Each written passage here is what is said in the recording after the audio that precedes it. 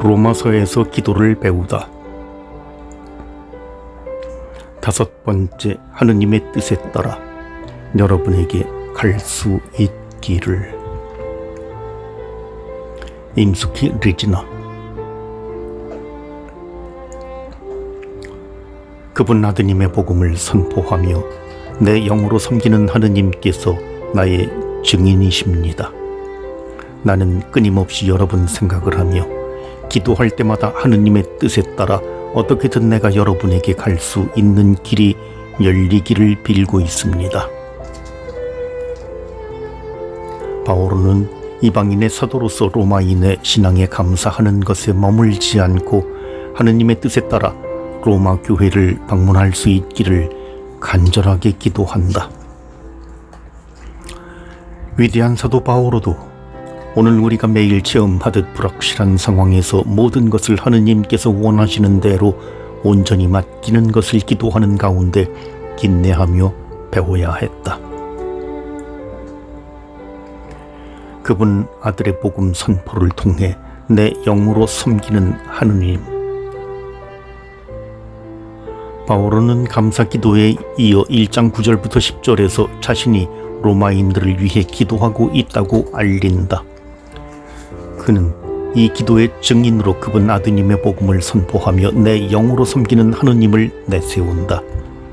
오직 하느님만이 그의 내면에서 일어나는 모든 사건과 움직임을 알고 계시기 때문이다. 동사 섬기다 라트레우오는 말은 원래 제사와 관련된 예배 용어이다. 바오로 베냐민 지파 출신이자 바리사이로서 성전에서 하느님께 바치는 희생제사와 전례를 잘 알고 있었을 것이다. 그는 이런 예배 용어를 하느님의 아들을 복음을 전하는 자신의 사도 직분과 관련시킨다. 바오로에게 복음 선포는 내 영으로, 즉 그의 지성과 의지, 사랑 등 자신의 삶 전체로 하느님을 섬기는 도구이다.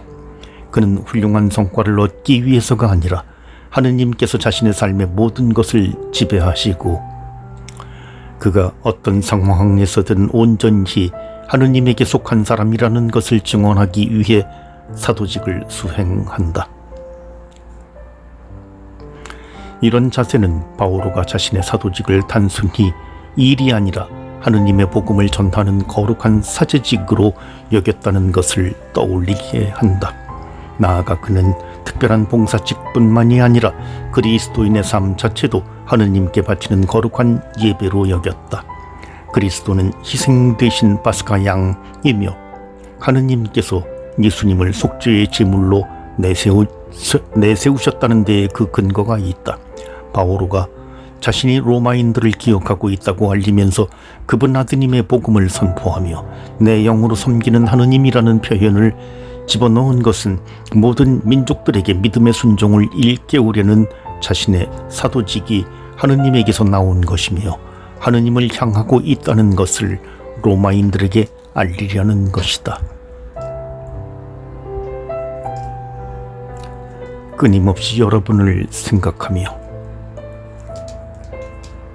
바오로는 하느님을 증인으로 내세운 뒤 로마인들을 끊임없이 생각하고 있다고 말한다. 다른 서간에서도 기도할 때 신자들을 기억한다는 표현을 사용하는데 바오로 서간에서 기억하다는 중요한 기도 용어이다. 바오로에게 기도란 하느님의 현존 앞에 머물러 사람들을 끊임없이 생각하는 것, 기억하는 것이다. 저는 당신을 위해 기도하겠다고 말하지 않습니다. 다만 하느님과 당신을 함께 생각할 것입니다. 조지 맥도날드. 끊임없이 누군가를 생각하고 있다는 것은 진정한 사랑의 표지이다. 여기서 바오로는 보이지 않는 로마인들에게 호감을 얻기 위해 과장하여 말하는 것이 아니라 이방인의 사도로서 그가 본질적으로 지닌 영적 애정을 표현한다. 그는 가슴 속에서 샘솟듯 솟아나는 애정을 감추어둘 수 없는 사람이었다. 바오로는 항상 사람들과 우정을 나누는 데 관심이 많았고 그것을 오랫동안 지속할 수 있는 능력도 가지고 있었다. 그 우정의 그물은 그가 사도직을 확장시키는 데 중요한 도구이기도 하였다. 바오로는 로마인들을 만나기 전에 하느님 앞에서 그들을 항상 기억한다는 말로 이메일이나 전화보다 훨씬 더 차원이 깊고 단단한 기도의 영적 네트워크를 형성하기 시작한다. 로마로 가려는 이유. 바오로는 다른 서간에서 종종 기도 안에서 끊임없이 생각한다는 말을 쓴다. 그리고 이어서 그가 생각하는 것의 내용을 적는다.